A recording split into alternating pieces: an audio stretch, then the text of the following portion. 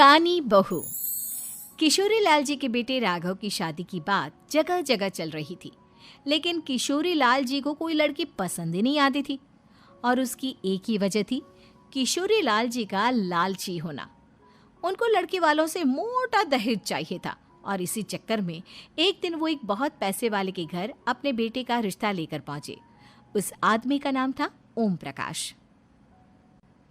देखिए किशोरी लाल जी, मेरी एक ही बेटी है और मेरी सारी संपत्ति जायदाद सब कुछ मेरी बेटी नैना का ही है।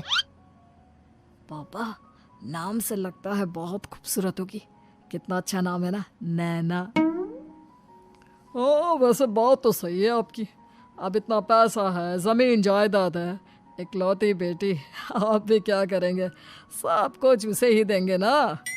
बिल्कुल ठीक पहचाना आपने। बस बेटी की शादी और सारी जायदाद उसके नाम। पापा, बिना देखे हाँ कर दीजिए ना। इतना अच्छा रिश्ता फिर कहाँ मिलेगा? माला माल हो जाएंगे हम। मैं अपनी बेटी को बुलाता हूँ। अरे नहीं नहीं नहीं नहीं, आपकी बेटी का नाम नैना है, सुनकर ही लगता है बहुत सुंदर होगी। रहने दीजिए अंकल, मैं तो आपकी बेटी के नाम से ही इतना खुश हो गया हूँ कि उसे बिना देखे शादी करने को तैयार हूँ।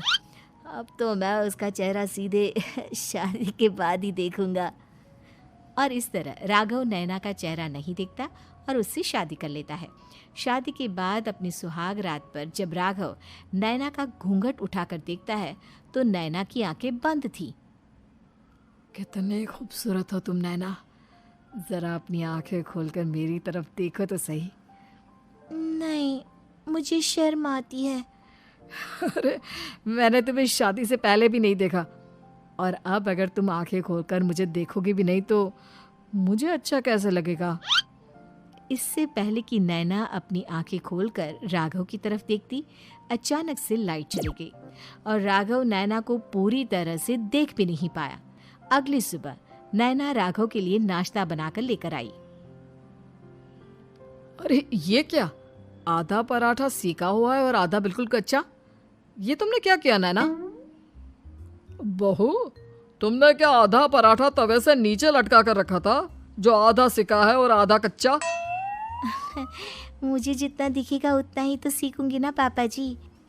जहाँ जहाँ मुझे नजर आ रहा था वहाँ मैंने सीख लिया, जहाँ जहाँ नहीं दिखा वहाँ कच्चा रह गया होगा। इसका क्या मतलब है? ये कैसा मजाक कर रही है तुम? अरे बहू, तुमने इतना लंबा घूंघट क्यों लगाया हुआ है? देखो, हमारे घर में बहुओं को बेटी की तरह रखा जाता है, और फिर तुम तो इतना सारा माल लेकर आई हो। देखो, ये घूंघट डालकर रखने की कोई ज़रूरत नहीं है। हाँ नैना, पापा जी ठीक कह रहे हैं, तुम तो आराम से रहो, अपना ही घर समझो। नैना अचानक से अपना घूंघट उठा लेती है। अरे ये क्या पापा, नैना की तो एक आंख फूटी हुई है। नाम से नैना, लेकिन ये तो कानी बहू निकली। मेरे साथ धोखा हुआ है, धोखा। बिना दिखाए अपनी कानी लड़की मेरे संग ब्याह दी। मुझे कानी बीवी नहीं चाहिए। मुझे अभी ओम प्रकाश जी से बात करनी पड़ेगी। आखिर उन्होंने मेरे साथ ऐसा किया क्यों? अरे, आप लोगों ने ही तो पापा से कहा था कि आप लोग शादी से पहले मुझे देखना नहीं चाहते। अब मेरे पापा पर क्यों इल्जाम लगा रहे हैं? अरे लेकिन उन्हें बताना तो चाहिए था ना कि तुम कानी हो, एक आंख से तुम्हें दिखाई नहीं देता। किशोरी लाल और राघव नाराज होकर ओम प्रकाश को अपने घर बुलाते हैं। पापा जी, ये आपने क्या किया? शादी से पहले बताया क्यों नहीं कि नैना की आंखों में परेशानी है? अरे, आप ही ने तो लड़की देखने से मना कर दिया था। और लेकिन आप बता तो सकते थे। आपको तो हमारी बेटी की प्रॉपर्टी चाहिए थी, वो भी पूरी की पूरी। अब क्या हुआ अगर उसे आधा दिखाई देता है? प्रॉपर्टी तो आपको पूरी मिल गई ना। अरे ये क्या बात हुई? मेरी शादी प्रॉपर्टी से नहीं, आपकी बेटी से हुई है। अब ये तो पहले सोचना चाहिए था, तब तो मेरी प्रॉपर्टी देखकर तुम्हारी जुबान लप लपा रही थी। लेकिन मैं कानी लड़की को अपनी बीवी बनाकर नहीं रख सकता। पापा, कुछ करिए ना आप। हाँ, करता हूँ। देखिए ओम प्रकाश जी, आप हमारे साथ ऐसा नहीं कर सकते। और तुम देखो, अगर तुमने मेरी बेटी से शादी तोड़ी ना, तो जो भी प्रॉपर्टी मैंने तुम्हें दी है वो तो पूरी की पूरी वापस ले ही लूँगा, और आधी प्रॉपर्टी तुम्हारी भी लूँगा। अरे मेरी आधी प्रॉपर्टी भला क्यों लेंगे आप?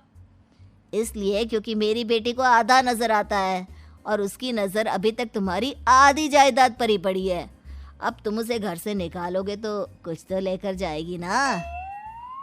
और अगर हम आपकी बेटी को अपने घर की बहू बनाकर रखे तो? तो तुम्हारी पूरी प्रॉपर्टी तुम्हारी ही रहेगी, और जो मैंने तुम्हें दिया है ना, उसमें से बस मैं आधा लेकर जाऊंगा। अरे लेकिन अब आप अपनी दी हुई प्रॉपर्टी में से आधी वापस क्यों लेकर जाएंगे? अगर मैं आपकी बेटी को अपनी पत्नी बनाकर रखने को तैयार हूं तो? इसलिए ताकि भविष्य में अगर तुम मेरी बेटी को धोखा दो तो उसके पास कुछ तो रहे जो पति का हो। वैसे मेरे पास तो बहुत कुछ है, लेकिन अपने पति की कोई निशानी तो उसके पास होनी चाहिए ना। अब अगर तुमने मेरी बेटी को कहानी कहा तो तुम्हें प्रॉपर्टी भी कहानी ही मिलेगी, पूरी नहीं। जमाए राजा। किशोरी लाल और राघव समझ चुके थे कि वो बुरी तरह फंस चुके हैं और अब उनके पास वहां से निकलने का कोई चारा नहीं है। अब समझ में आया ना, लालच बुरी बला होती है। एक तो तुम्हें प्रॉपर्टी मिली, ऊपर से बीवी मिली, उसमें तुम्हें नखरे भी दिखाने हैं। आए बड़े, चुपचाप बैठो दोनों। कुछ दिनों के बाद नैना राघव की कार लेकर बाजार घूमने निकलती है और जब कार लेकर वापस आती है, ये क्या? एक तरफ से मेरी गाड़ी पूरी खराब हो चुकी है। लगता है तुमने मेरी गाड़ी को किसी दूसरी गाड़ी के साथ एक्सीडेंट किया है। अरे अरे कितना बड़ा नुकसान कर दिया तुमने बहू। वो क्या है ना पापा जी, मुझे एक आंख से दिखाई नहीं दे रहा था, सामने से गाड़ी आ रही थी। मुझे तो सिर्फ आधा ही दिखाई दिया और वो गाड़ी मेरी कार से रगड़ते हुए निकल गई। अब मैं क्या करूं बताओ? आप इसे ठीक कराने के पैसे कौन देगा? तुम्हारे पापा। तुमने मुझसे इस तरह से बात की? अभी रुको। नैना राघव की शिकायत ओम प्रकाश को कर देती है। देखो राघव, अब जो मेरी आधी प्रॉपर्टी तुम्हारे पास थी ना, उसमें से आधी और मैं लेकर जाऊंगा, क्योंकि तुमने मेरी बेटी को डांटा। अरे नहीं नहीं पापा जी, गलती हो गई, माफ कर दो। गलती की तो कोई गुंजाइश ही नहीं। अगली बार मेरी बेटी को डांटा तो बची हुई आधी में से आधी और ले जाऊंगा। लालच के चक्कर में हम दोनों ने बहुत बड़ी गलती कर दी बेटा। एक तो तुम्हें कानी बहू मिली और ऊपर से जो माल मिला वो भी काना।